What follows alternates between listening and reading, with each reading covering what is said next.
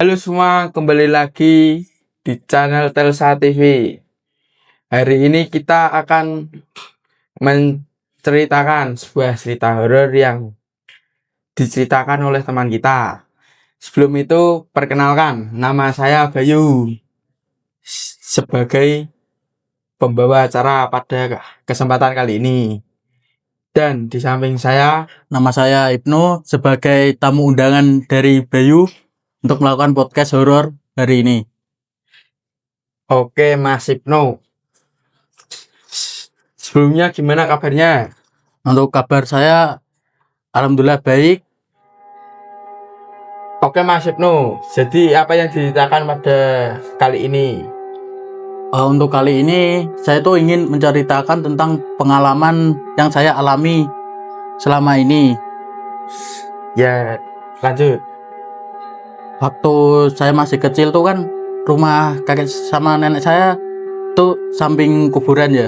Ya, Kalau ke kamar mandi kan harus lewat di samping kuburannya.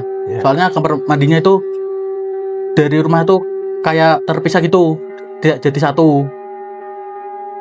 Kalau pergi ke kamar mandi kan saya pernah mendengar suara kayak anak kecil bermain, tapi itu sekitar jam 10 malam.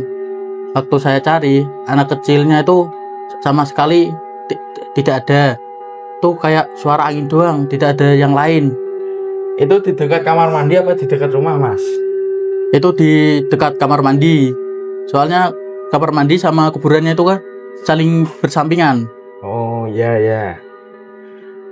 Terus, apalagi nih kisahnya? Ya, selain itu. Selain itu saya juga ada waktu pergi kemana itu, waktu dilewatin jembatan. Sebelum lewat jembatan tuh kayak ada warung. Tapi waktu saya tanya sama orang yang dekat situ, katanya di situ sudah tidak ada warung. Berarti kayak warung goib gitu ya, Mas? Ya, kata apa ya? Kata warga sana tuh warungnya pernah kebakaran 10 tahunan lebih karena kena apa gitu. Oh, ya. Terus, Mas, gimana kelanjutannya itu? Kelanjutannya waktu saya sampai rumah itu kan saya coba cari di Google atau di mana. Itu emang benar kalau warungnya kebakaran karena terjadinya apa kayak gitu, dan itu memakan korban. Itu pas di posisi itu Mas Ibnu sendiri apa sama keluarga nih? Waktu di posisi itu tuh saya sama keluarga tuh bertiga naik motor habis dari rumah teman gitulah. Ya. Oh, gitu ya, ya, Mas. Terus kisah yang paling horor lah menurut Mas Ibnu nih apa ini? Kisah yang paling horor tuh waktu saya masih kecil. Itu kan kalau malam-malam pergi main harus lewat kuburan. Nah, di kuburannya itu saya kayak di badan tuh kayak berat gitu, ada yang ngikut. Padahal saya waktu itu lagi sedang sendirian, tidak ada siapapun. Oh ya, terus Mas gimana? Terus kan saya lanjut main. Nah, setelah main itu waktu pulangnya juga ada yang berat, tapi kayak tambah berat gitu waktu pulang. Terus Mas Ibnu ndak coba ngecek gitu ke orang pintar apalah Kak Yai gitu? Itu pernah dicek kan di orang pintar.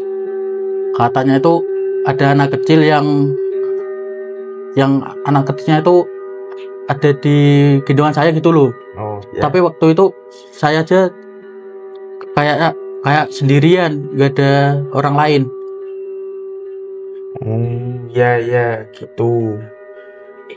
Itu tadi lokasinya di mana ya, Mas? Eh, Ngomong-ngomong ada lagi apa ndak ini, Mas? Cerita. yang serem lah gitu, biar penonton juga tahu. Ada tuh di sekolah SMP, waktu pulang dari piknik itu kan pada nginap dulu di situ 1 hari. Ya, Terus ada siswa lain yang pergi ke kamar mandi. Nah, pintunya itu dibuka sulit banget. Padahal untuk kuncinya itu aja sudah patah. Terus dipanggil satpam untuk bantu dan akhirnya tuh bisa. itu ngomong-ngomong dia sampai mana ya Mas? Boleh disebut apa enggak? Kalau SMP-nya itu belum bisa disebut lah. Oh ya. Ada lagi apa enggak Mas?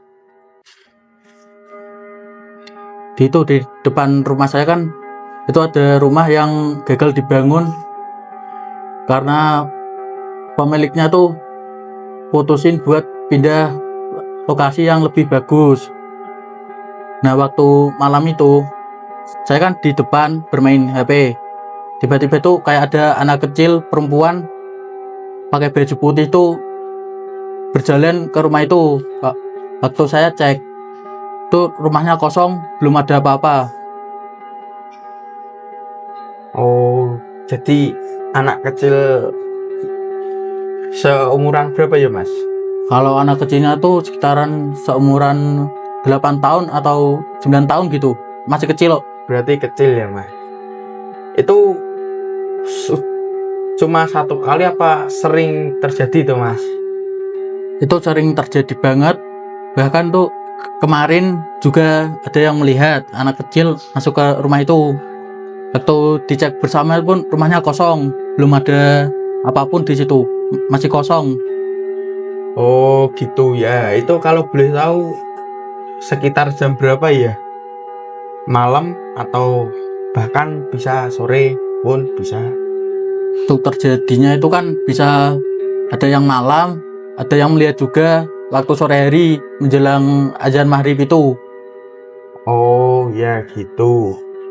Kalau untuk pengalaman Anda itu pernah mengalami nggak untuk kejadian yang kayak gitu? Ya kalau kisah horor sih pernah ya Mas. Tapi beda. Itu ada suatu malam saya lagi di rumah sendiri, terus lagi main HP ini, scroll sosmed.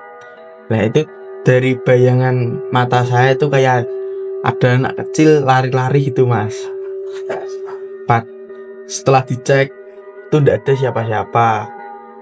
Posisi itu saya sendiri di rumah gitu. Oh, berarti anak kecilnya itu berlari sendirian gitu? Ya, berlari-lari sendiri kayak mondar-mandir gitulah Mas.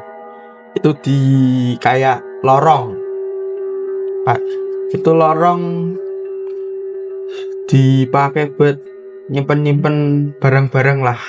Itu Apa itu buat yang tempat nyimpennya itu dulunya pernah kejadian nggak kayak kebakaran ataupun pembunuhan atau gimana gitu?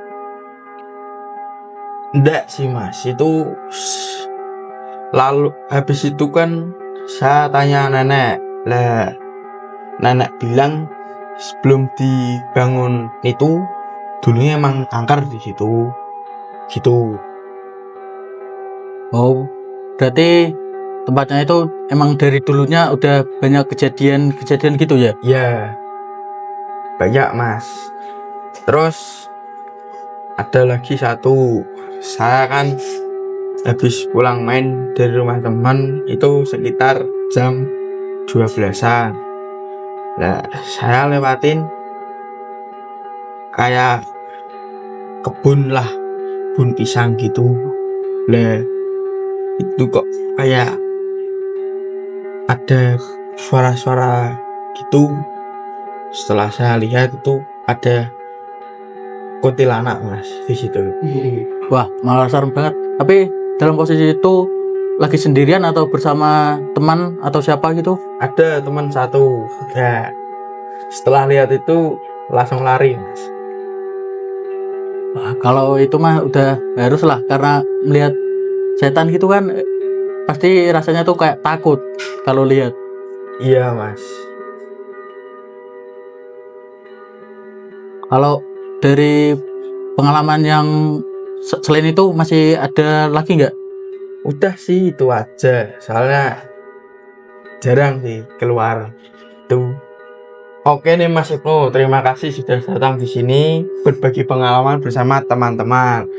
Dan teman-teman semoga dengan adanya podcast horor ini semua bisa terhibur. Dari saya Bayu pamit undur diri. See you.